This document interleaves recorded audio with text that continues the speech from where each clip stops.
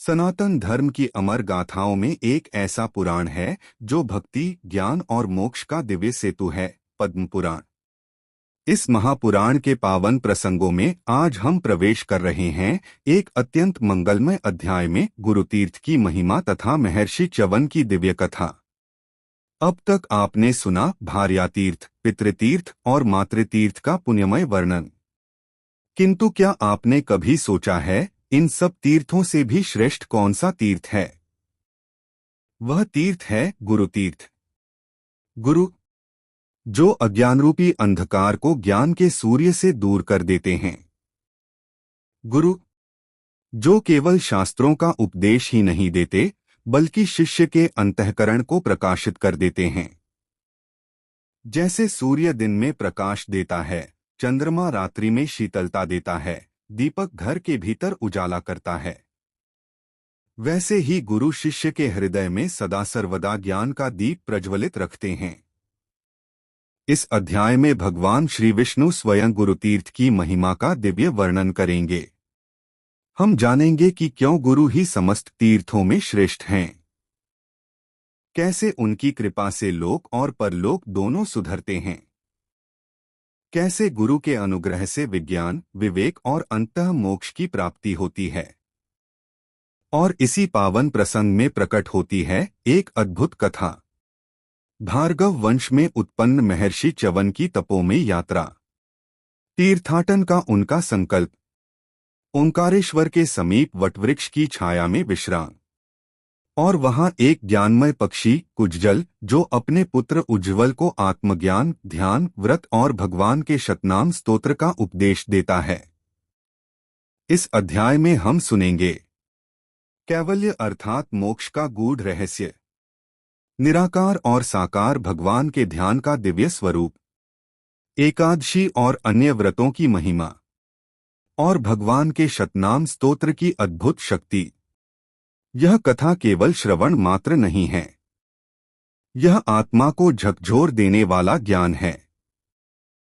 यह भक्ति को दृढ़ करने वाला मार्ग है। यह गुरु के चरणों में समर्पण का आह्वान है। तो आइए श्रद्धा और एकाग्रता के साथ प्रवेश करें इस दिव्य अध्याय में, जहां राजा विनयपूर्वक प्रश्न करते हैं और भगवान ऋषिकेश करुणा से उत्तर देते हैं। अब आरंभ होता है पावन संवाद। बेन ने कहा, भगवान देवदेवेश्वर, आपने मुझ पर कृपा करके भार्यातीर्थ, परम उत्तम पितृतीर्थ एवं परम पुण्यदायक मातृतीर्थ का वर्णन किया। ऋषिकेश, अब प्रसन्न होकर मुझे गुरुतीर्थ की महिमा बतलाइए। भगवान श्री विष्णु बोले, राजन, गुरुतीर्थ बड़ा उत्तम तीर्थ है, मैं उसका वर्णन करता हूँ। गुरु के अनुग्रह से शिष्य को लौकिक आचार व्यवहार का ज्ञान होता है, विज्ञान की प्राप्ति होती है और वह मोक्ष प्राप्त कर लेता है। जैसे सूर्य संपूर्ण लोकों को प्रकाशित करते हैं, उसी प्रकार गुरु शिष्यों को उत्तम बुद्धि देकर उनके अंतर्जगत को प्रकाशपूर्ण बनाते हैं।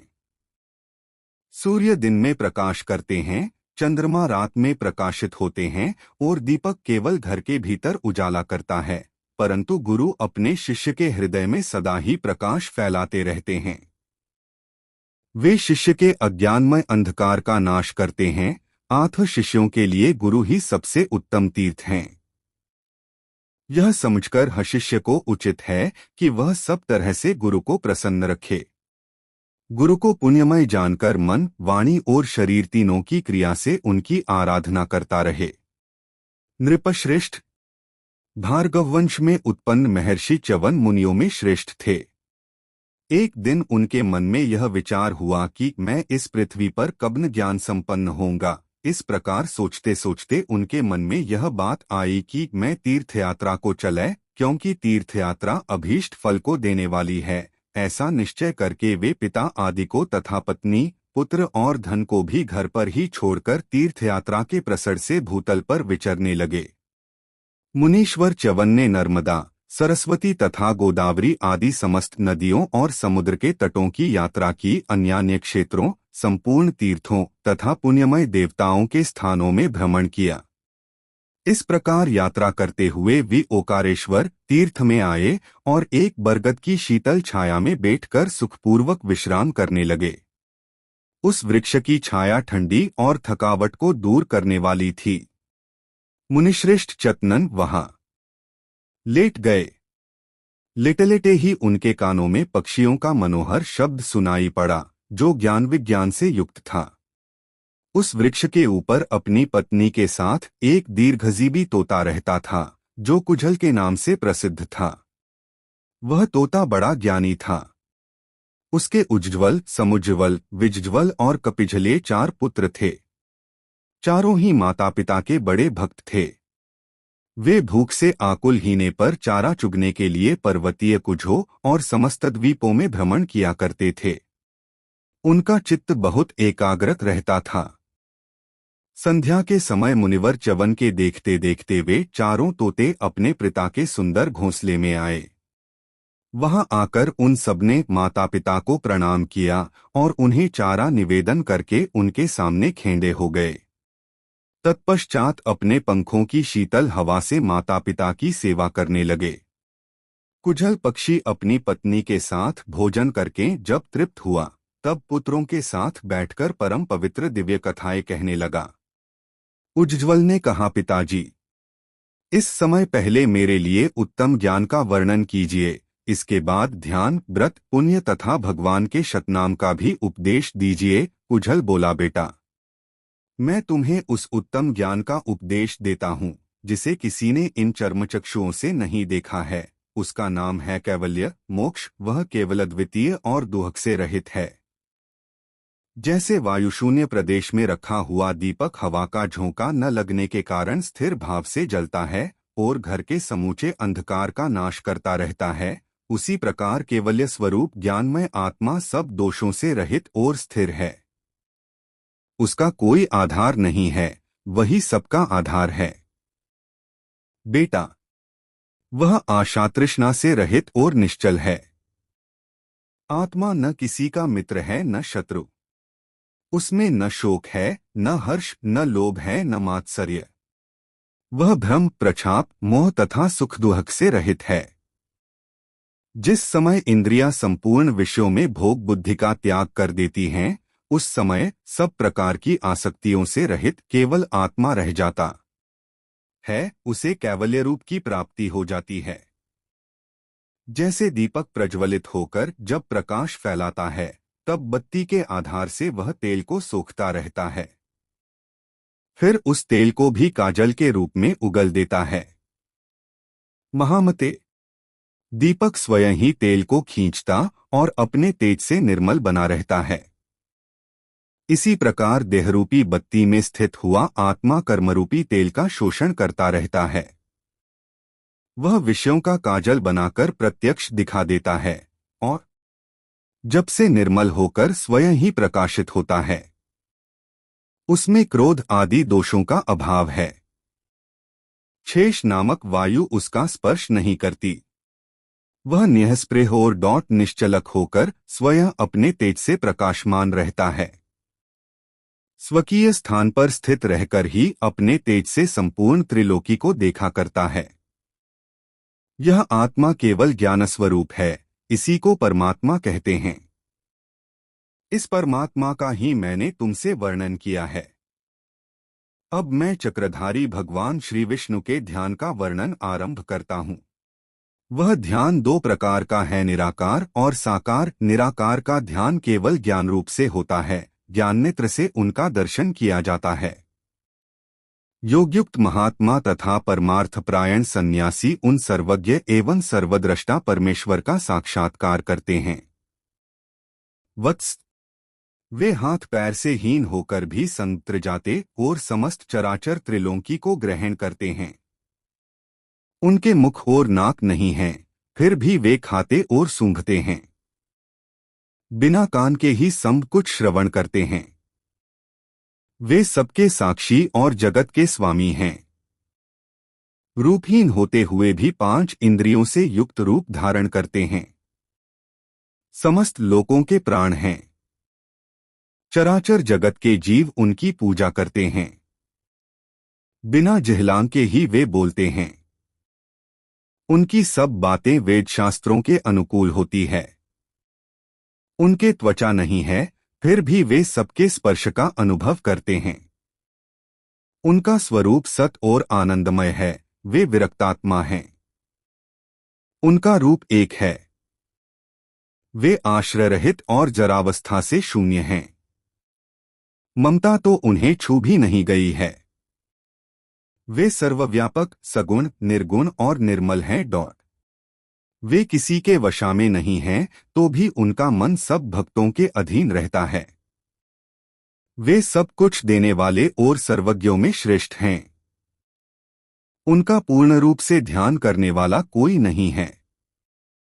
वे सर्वमय और सर्वत्र व्यापक हैं। इस प्रकार जो परमात्मा के सर्वमय स्वरूप का ध्यान करता है, वह अमृत के समान सुखदायी और आकार रहित परम पद मोक्ष को प्राप्त होता है। अब परमात्मा के ध्यान का दूसरा रूप साकार ध्यान बतलाता हूँ। मूर्तिमान आकार के चिंतन को साकार ध्यान कहते हैं, तथा जो निरामय तत्व का चिंतन है, उसे निराकार ध्यान कहा गया है। यह समस्त ब्रह्मांड, जिसकी कहीं तुलना नहीं है, भगवान की वासना से ही वासित है, भगवान में ही इसका निवास है, इसीलिए उन्हें वासुदेव कहते हैं। वर्षा के लिए उन्मुख मेघ का जैसा वर्ण होता है, वैसा ही उनका भी वर्ण है। वे सूर्य के समान तेजस्वी, चतुर्भुज और देवताओं के स्वामी हैं। उनके दाहिने हाथों में से एक में सुवर्ण और रलों से विभूषित शतभु शोभा पा रहा है। बाएं हाथों में से एक में चक्र प्रतिष्ठित है, जिसकी तेजोमयी आकृति सूर्यमंडल के समान है। कोमोद की गदा, जो बड़े बड़े असुरों का विनाश करने वाली है, उन परमात्मा के दूसरे बाएं हाथ में सुशोभित है, तथा उनके दूसरे दाहिने हाथ में सुगंधपूर्ण महान पद्म शोभा पा रहा है। इस प्रकार आयुधों सहित भगवान कमलापति का ध्यान करना चाहिए। शतबग के समान ग्रीवा, गोल गोल मुख और पद्मपत्र के समान बड़ी बड़ी आंखें अत्यंत मनोहर जान पड़ती हैं। रलों के समान चमकीले दांतों से भगवान ऋषिकेश की बड़ी शोभा हो रही है। उनके घुंघराले बाल हैं, बिंबाफल के समान लाल लाल ओठ हैं, तथा मस्तक पर धारण किए हुए किरीट से कमलनयन श्रीहरि अत्यंत सुशोभित हो रहे हैं। विशाल रूप, सुंदर नेत्र तथा कौस्तुभमणि से उनकी कांति बहुत बढ़ गई है। सूर्य के समान तेज से प्रकाशित होने वाले कुंडल और पुण्यमय श्रीवत्सचेह से श्रीहरि सदा देदीप्यमान दिखाई देते हैं। उनके श्याम विग्रह पर बाजूबंद, कंगन और मोतियों के हार नक्षत्रों के समान छवि पा रहे हैं। इनसे सुशोभित भगवान विजय विजयी पुरुषों में सर्वश्रेष्ठ जान पड़ते हैं। सोने के समान रंग वाले पीतांबर से गोविंद की सुषमा और भी बढ़ गई है। रलजटित मुंदरियों से सुशोभित आंगुलियों के कारण भगवान बड़े सुंदर प्रतीत होते हैं। सब प्रकार के आयुधों से पूर्ण और दिव्य आभूषणों से विभूषित श्रीहरि गरुड़ की पीठ पर विराजमान हैं। वे इस विश्व के सृष्टा और जगत के स्वामी हैं। जो मनुष्य इस प्रकार भगवान की मनोहर झांकी का प्रतिदिन अनन्य चित्त से ध्यान करता है, वह सब पापों से मुक्त हो अंत में भगवान श्री विष्णु के लोक को जाता है। बेटा, इस जगदीश्वर के ध्यान का यह सारा प्रकार मैंने तुम्हें बता दिया। अब व्रतों के भेद बताता हूँ, जिनके द्वारा भगवान श्री विष्णु की आराधना होती है। जया, विजया, पापनाशिनी, जयंती, त्रयस्पृशा, वज्जुली, तिलगंधा, अखंडा तथा मनोरक्षाएं सब एकादशी या द्वादशियों के भेद हैं। इनके सिवा और भी बहुत सी ऐसी तिथियां हैं जिनका प्रभाव दिव्य है। अशून्यशन और जन्माष्टमी ये दोनों महान व्रत हैं। इन व्रतों का आचरण करने से प्राणियों के सब पाप दूर हो जाते हैं। पुत्र, अब भगवान के शातनाम स्तोत्र का वर्णन करता हूँ। यह मनुष्यों की पापराशि का नाशक और उत्तम गति प्रदान करने वाला है। विष्णु के इस शतनाम स्तोत्र के ऋषि ब्रह्मा, देवता ओंकार तथा छंद अनुष्टप है।